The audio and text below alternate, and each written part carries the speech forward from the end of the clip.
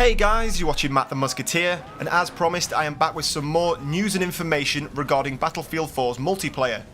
Now last night, whilst we were all watching the E3 live stream as DICE and EA showed off Battlefield 4's new multiplayer, there was some other pretty important information that kind of went unmissed on the Battlefield website. So, looking at these screenshots here that I took myself from the official Battlefield website, we can now confirm that the PlayStation 4 and the Xbox One will be receiving 64 players online at a smooth 60 frames per second. Now this is something that all console gamers have been yearning for since Battlefield 3. Everyone has been asking for more players on the consoles. So it is now confirmed that consoles will be coming up to scratch with PC with 64 players online and 60 frames per second. Now even personally for myself as a PC player, this information right here is probably some of the most exciting and important Battlefield 4 information to come out of E3 so far.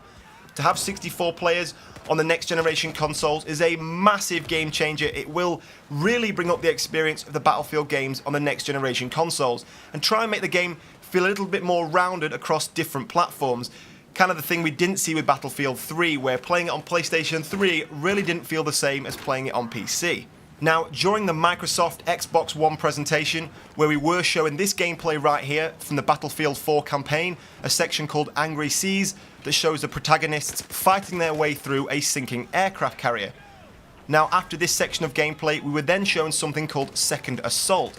Now, Second Assault is going to be a DLC for Battlefield 4 that will be coming out on Xbox One first. So the Xbox will be receiving an exclusive early access DLC for Battlefield 4, which is something that surprised a lot of people. People were expecting the early access content to still be exclusive to the PlayStations, be it current gen or next gen. So that was quite surprising to see Xbox now not only have exclusive early access from Call of Duty, but also Battlefield as well. Now this new DLC that so far is being referred to as Second Assault is actually going to be 4 of the most popular maps from Battlefield 3. Now I want to ask you guys and tell me in the comment section below, what are your thoughts on this? The game isn't even out yet and we're already being told we are going to be seeing maps from Battlefield 3, even though we've hardly seen any of the maps from Battlefield 4 yet. So what's your thoughts on this whole idea of getting DLCs announced before the game is even released, and especially from maps that we already own? Tell me all in the comment section below. And of course, I want to hear from you guys. If you could pick 4 maps to be brought across to Battlefield 4, which are your 4 favourite Battlefield 3 maps that you would like to see on the Frostbite 3 engine? For me personally, I'd probably like to see Seine Crossing, Grand Bazaar, maybe Epicenter, and then probably something like Davidan Peak. But they're just my opinions, guys, in the comment section below. As I said, I want to hear from you. Which 4 Battlefield 3 maps do you want to see on Frostbite 3? Now, I also want to share with you guys some pretty new information that was only told to us by Karl Magnus in the interview with him last night that took place just before the live stream of Battlefield 4 begun.